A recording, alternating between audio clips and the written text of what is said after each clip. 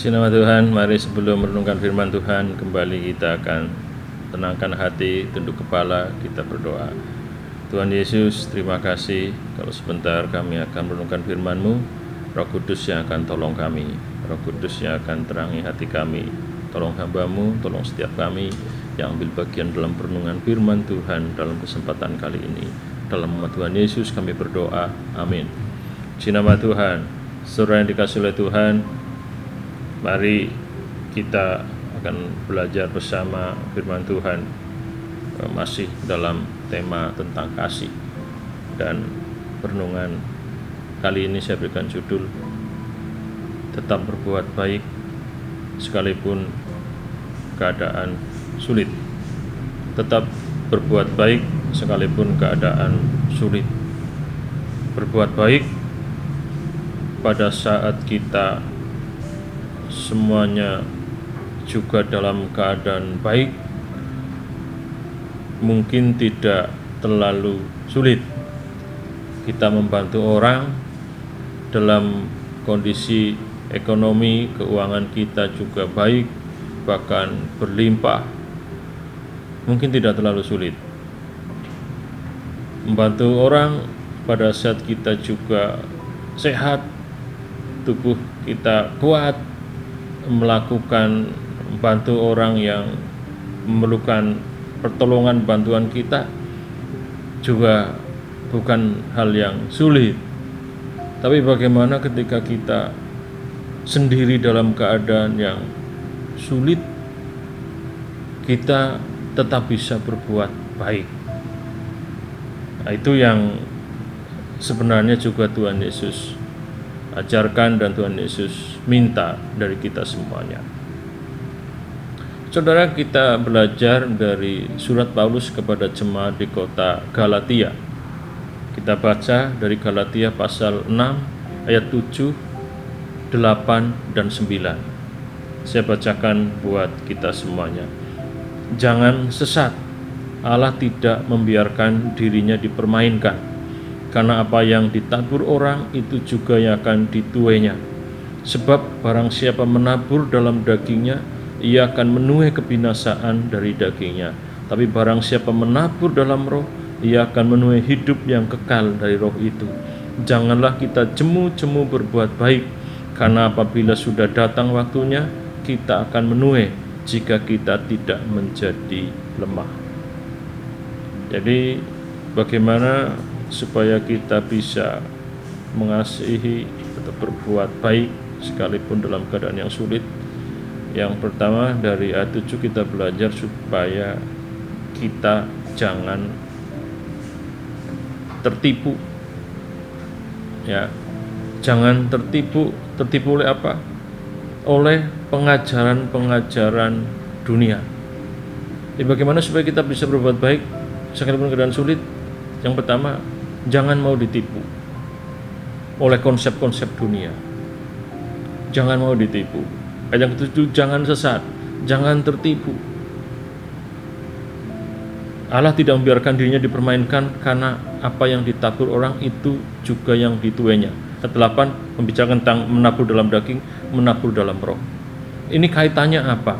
Saudara, ini enggak terlepas dari ayat 6. Dan baiklah dia yang menerima pengajaran dalam firman, memberi segala sesuatu yang ada padanya dengan orang yang memberikan pengajaran itu.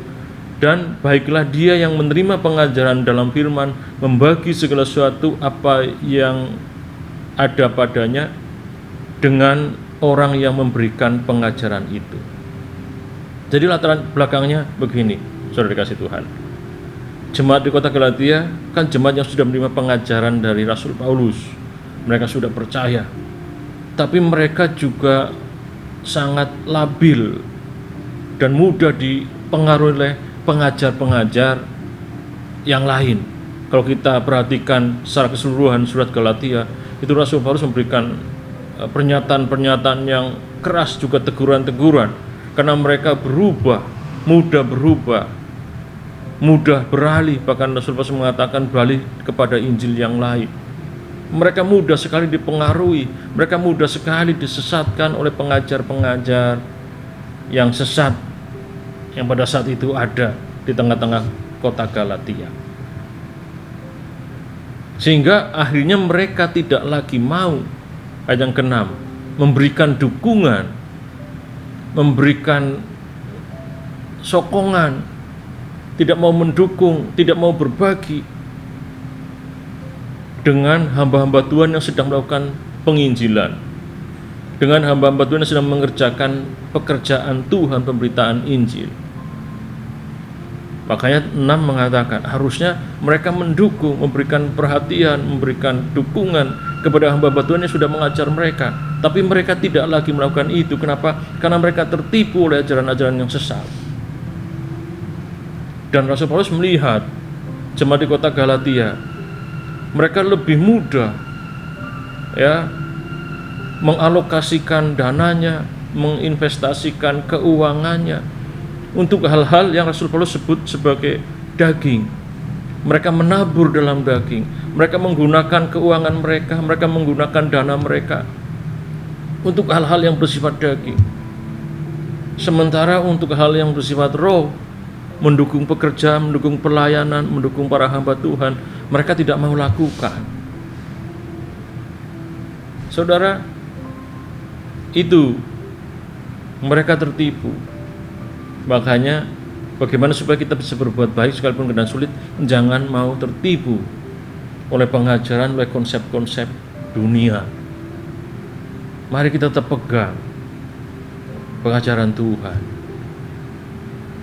Orang mungkin mengatakan konyol, dunia mungkin mengatakan bodoh kalau kita harus berbagi pada saat kita sendiri sedang kekurangan.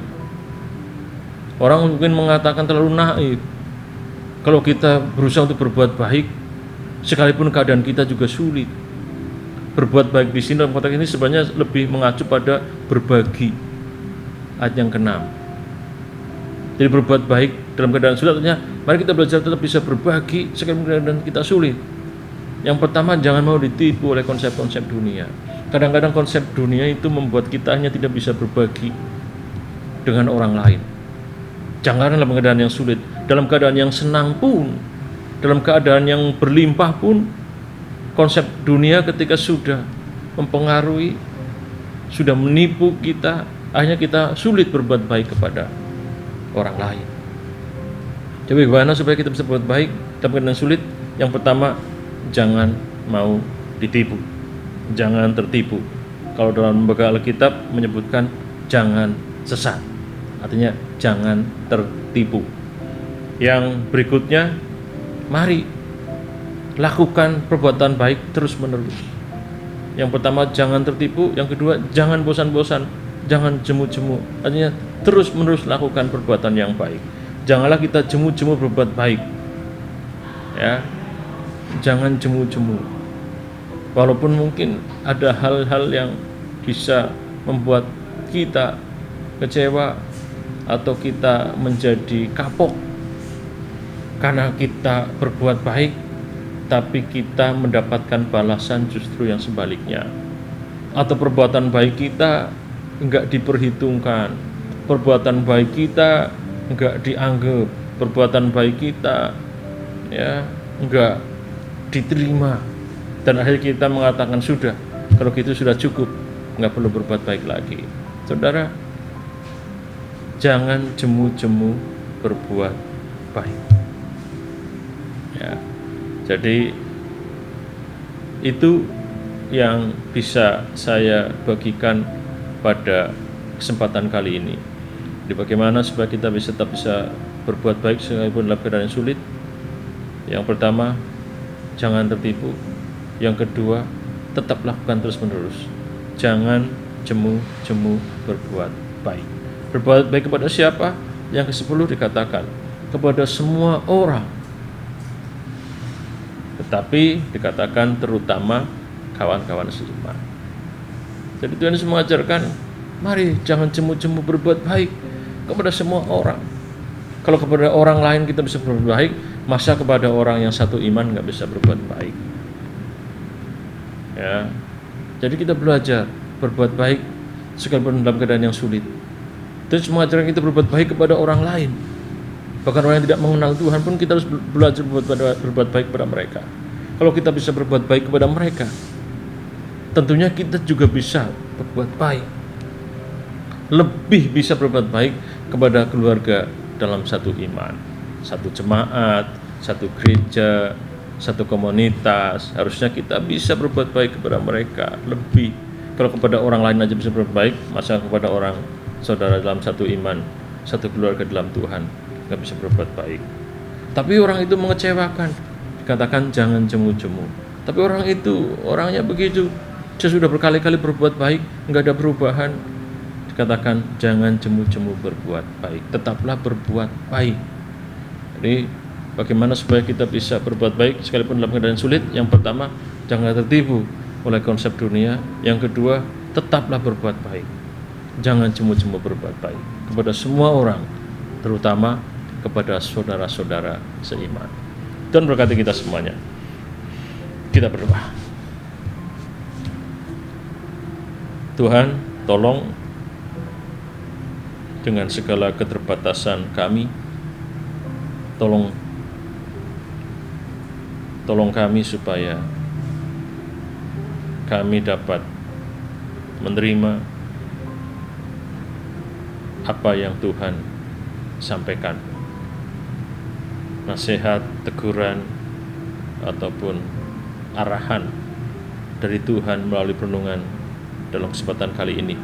Biarlah kami bisa menerima dengan kerendahan hati kami, dengan kelapangan hati kami, dengan kebesaran hati kami. Kami bisa menerima akan firman Tuhan ini, dan Roh Kudus juga akan mampukan kami, tolong kami untuk kami dapat melakukan setiap firman Tuhan yang Kau sudah sampaikan. Berkati kami semua Tuhan. Kami bersyukur dalam nama Tuhan Yesus. Amin.